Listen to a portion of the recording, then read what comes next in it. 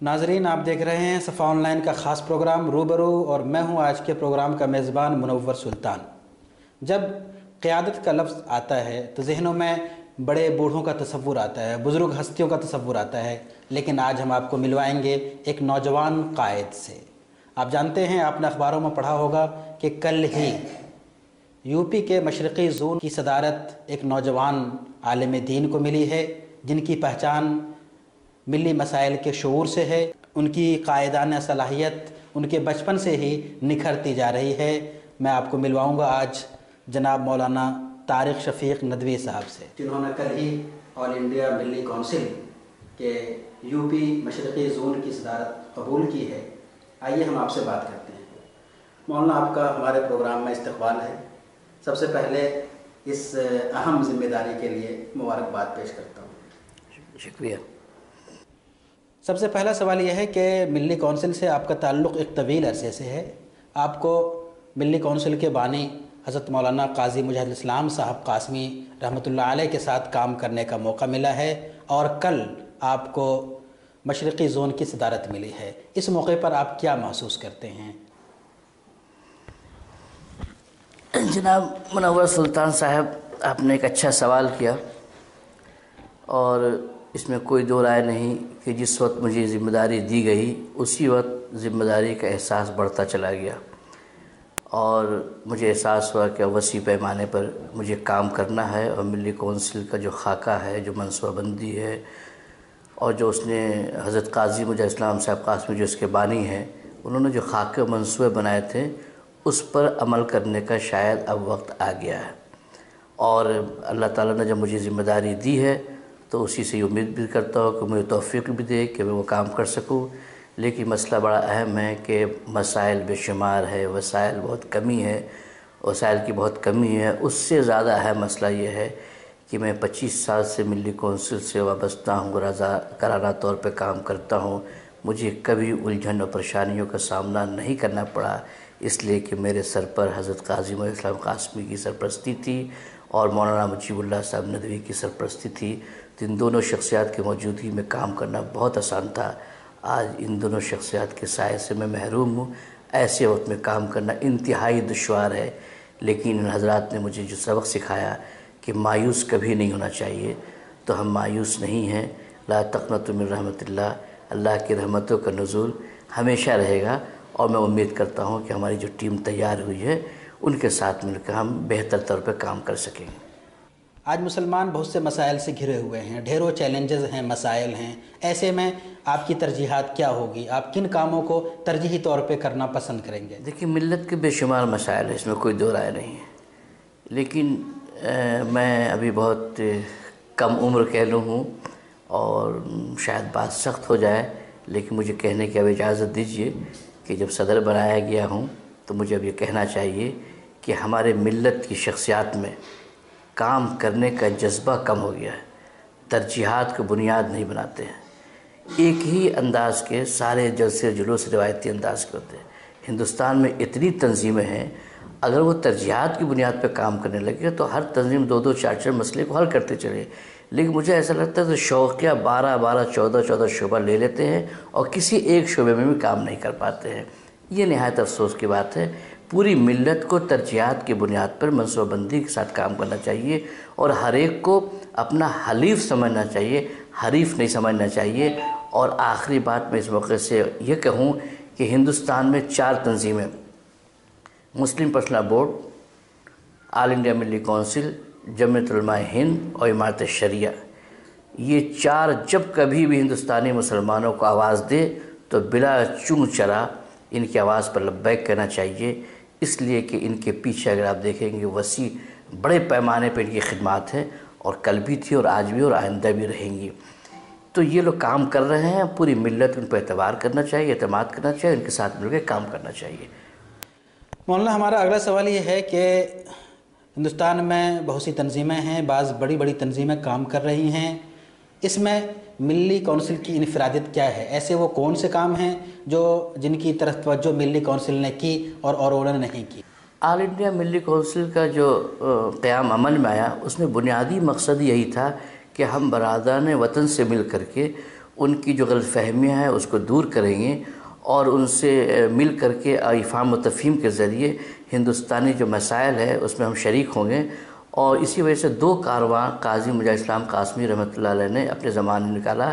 ایک کاروان قومی اتحاد یکجہتی اور ایک کاروان آزادی۔ دونوں میں ہم نے یہ پیغام دیا کہ ہم محب وطن ہیں، ملت کی ہمدردی ملت کے ساتھ ساتھ پورے ملک سے ہمدردی رکھتے ہیں اور تمام انسانوں کی خیرخواہی اور بھلائی کے لیے ہم یہ کارروائی لے کے چلے ہیں۔ اسی وجہ سے بڑی تعداد میں ہندوؤں نے شرکت کی، ہندوؤں نے ویلکم کیا اور ہم کو اس میں بہت کامیابی ملی۔ مختلف اضلاع میں جا کر کے اتنی بڑی تعداد میں لوگ ملے اور خیر سگالی کا کام تھا اور حکومت نے تسلیم کیا کہ یہی ایک تنظیم جو ہے جو خیرخواہی کے لیے انسانی ہمدردی اور خیرخواہی کاموں کے لیے آگے آتی ہے۔ لیکن میں پھر یہ کہوں گا کہ یہ واحد تنظیم نہیں ہے، اور بھی تنظیمیں ہیں جو اس معاملے میں کام کر رہی ہیں، اور میں پھر کہوں گا کہ جمعیت علماء کو میں اس میں اولین درجے میں رکھتا ہوں۔ ہم اس کے کاموں کے لحاظ سے ہم پیچھے ہیں۔ محترم، ایک اہم سوال یہ ہے کہ بہت سی تنظیمیں کام کر رہی ہیں، ایسے میں ملی کونسل بھی ایک تنظیم ہے، تو اس کی انفرادیت کیا ہے؟ ملی کونسل نے جو بنیاد بنایا ہے تمام مسلک اور مکتب فکر کو لوگ جوڑنے کا، وہ بنیادی ہے کلمہ، پہلا کلمہ لا الہ الا اللہ محمد رسول اللہ پر۔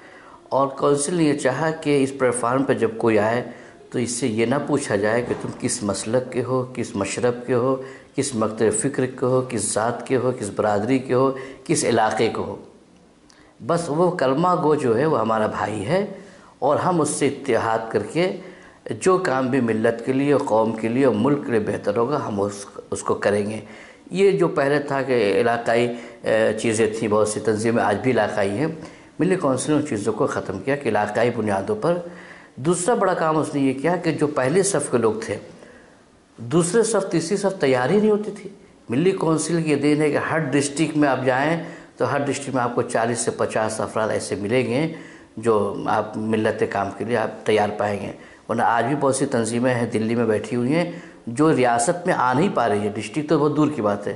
ملی کونسل واحد تنظیم ہے جو قصبات اور گاؤں تک گئی ہوئی ہے، اور اس کا ایک اور خاص پہلو تھا جس پر لوگوں کو توجہ نہیں گئی، سیاسی وقار کی بحالی۔ یہ بڑا مسئلہ تھا، سیاسی اعتبار سے بہت بے وزن ہو گئے تھے، تو ہم نے یہ پیغام دیا کہ جس طریقے سے ہم کرتے پاجامہ ٹوپی دیکھ کر مسلمان سمجھے جاتے ہیں، برادر وطن ہم سے یہ نہیں پوچھتا ہے گولی چلاتے وقت تم ندوی ہو کہ دیوبندی، بہار کے ہو کہ حیدرآباد کے، اسی مسلمان سمجھتا ہے۔ تو ہم اپنے اتحادی مظاہرہ کریں اور اس میں ہمیں کامیابی ملی، تمام مسلک کے لوگ اس میں شریک ہوئے، اور انشاءاللہ آئندہ امید کرتے ہیں کہ اور بھی بڑی تعداد میں لوگ شریک ہوں گے۔ مولانا ہمارا اگلا سوال یہ ہے کہ اس وقت مسلمانوں کی جو صورتحال ہے اور جتنے چیلنجز درپیش ہیں، مجھے نہیں لگتا ہے کہ اس سے خراب دن آ سکتے ہیں، اللہ نہ کرے ایسا ہو، لیکن اس کے باوجود ہماری ملی قیادت، خاص طور پہ جو ٹاپ کی قیادت ہے، وہ خاموش ہے، ایسا کیوں ہے؟ ایک ساتھ آپ نے دو چیزیں پوچھ لی اور مجھے اچھا لگا۔ میں آپ کو بتاؤں کہ قیادت کے سلسلے میں واقعی پورا ہندوستان جو ہے مایوسی کا شکار ہے، اس لیے کہ ہماری قیادت جرأت سے محروم ہے، اقدامات سے محروم ہے۔ مجھے ایسا لگتا ہے کہ ہم جو سالانہ جلسہ کرتے ہیں وہ گویا سالانہ عرس ہے، تو بظاہر ہے کہ ملت ان جلسے جلوس سے اب نہیں چل سکتی ہے۔ ملت تقریروں سے زیادہ تدبیروں پہ غور کر رہی ہے کہ کیا تدبیریں ہوں گی ہماری ترقی کی، ہماری جہد ترقی کی، تو اس پر ہماری قیادت کو سوچنا چاہیے۔ اور قیادت کا مطلب یہ ہوتا ہے کہ ہر وقت وہ جو ہے اینی ٹائم تیار رہے، قیادت بے خبر نہ ہو، قیادت سیکنڈ اور تھرڈ ہینڈ کی خبریں نہ لے، اس کو فرسٹ ہینڈ کی خبریں ملے اور فوراً وہ اس کے تدارک کے لیے اپنے دے، تو یہ ایک بہت بڑا مسئلہ ہے۔ دوسرا سوال آپ نے یہ کیا کہ حالات بہت سنگین ہیں، حالات انتہائی سنگین ہیں، آنے والا دن اور بھی سنگین ہوتا جا رہا ہے۔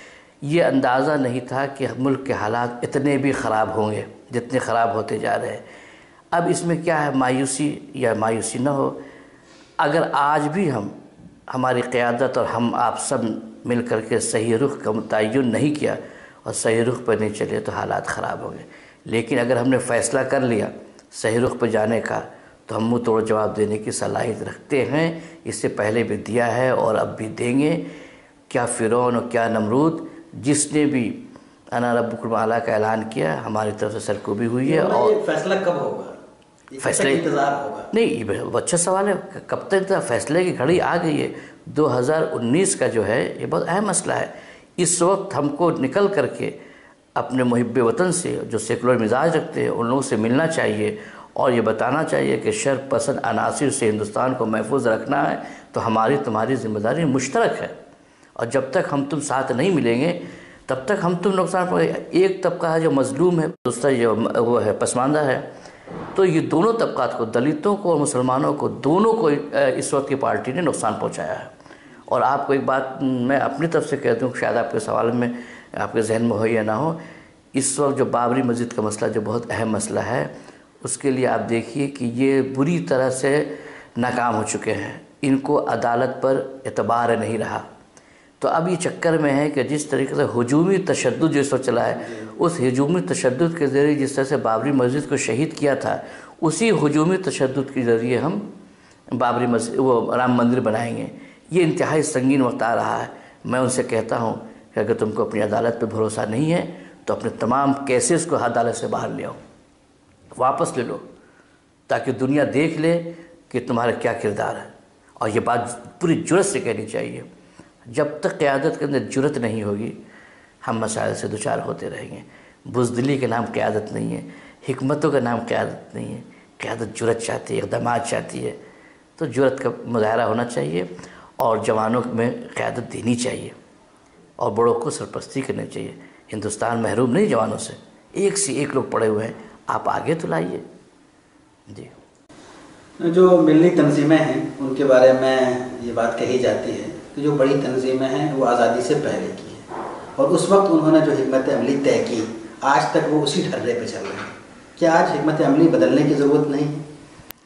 نہیں، یہ بات ایسی نہیں ہے کہ جو تنظیمیں اس وقت ہیں وہ آزادی سے قبل کی ہیں، بلکہ جو تنظیمیں ہیں اس وقت وہ آزادی کے بعد کی ہیں. زیادہ تر آزادی سے پہلے جو ہے ایک امارت شریعہ ہے، جمعیت علماء ہے اور بھی ایک دو چار تنظیمیں ہوں گی، لیکن بڑی دو تنظیمیں ہیں. لیکن آزادی کے بعد جب جمشید پور راوڑ قلعہ کا فساد ہوا تو مسلم مجلس مشاورت قیام عمل میں آیا اور جب اس کے لوگ نکلے تو دو دلوں کی دھڑکن ثابت ہوئی.